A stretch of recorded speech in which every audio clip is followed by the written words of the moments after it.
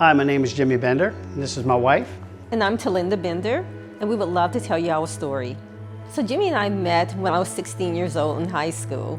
We met at Winn-Dixie. Jimmy was a stock clerk and I was a cashier at the time. We began dating, and a few years later we got married when we were 22 years old, and we proceeded to have a family.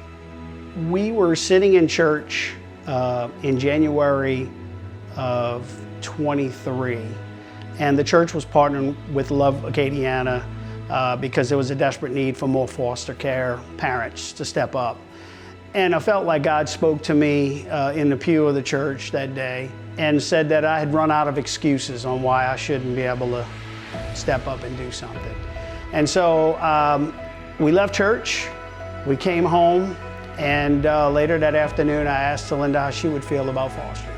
And what's funny about this story is, after I left church that day, I brought my girls to an event, and on my way to the event, I was talking to God because I felt like He was just really stirring my heart concerning fostering.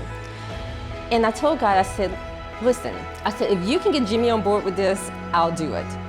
And so when I came back from the event, I walk in the kitchen and Jimmy immediately says to me, he turns to me, he says, Talinda, what do you think about us fostering a child? And I was like, oh my goodness, God worked really fast because I was not expecting that. I just felt like God was speaking to me as I was sitting next to Talinda in the service, and felt like God was impressing upon me that He could use us to fundamentally maybe change the trajectory of a child or two.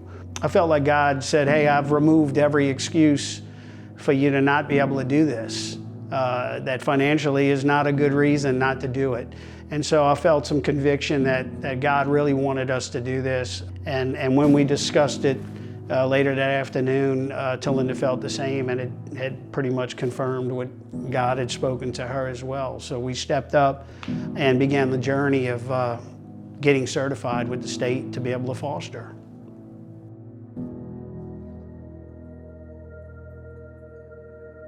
There's a lot less sand in the hourglass for me. I'm, in my mid-50s now. And so God just made it real to me that the things that are important are gonna be here after you're gone. So, what are you gonna pour into people? And, I share this with a lot of men that spend a lot of time doing things, maybe hunting and fishing. And while all of that is good, I don't think that God, when we get to heaven, that He's going to be impressed with all of that. He's going to be more concerned about what we did in people, and how did we fundamentally invest in other people and disciple other people, which is what we're charged to do. One thing I've told my children is that because Dad and I were obedient in this one situation that's going to change a child's life, that every generation that comes from us will be blessed. I feel like if God brings you to it, He's going to bring you through it. We just have to trust Him in all things. Don't be paralyzed by the thought of what could go wrong. Spend your time and energy thinking about the impact you can make and the changes you can impart. And it's not only the changing of a child, it's changed us, it's changed our children as well. To have more gratitude and a greater appreciation for the things that God has blessed them with. And I think a lot of times when we're able to engage with people that have a lot less or less of an opportunity, it's God's way of reminding us of how important it is to have a lot of gratitude for what He's blessed us with. And so I would just tell you that, there's a lot of gratitude that I have for what God has given us, but then also He's given us an opportunity to be able to touch, a child and maybe change the destiny of that child, or at least have a piece, some influence in that, and to leave that legacy behind.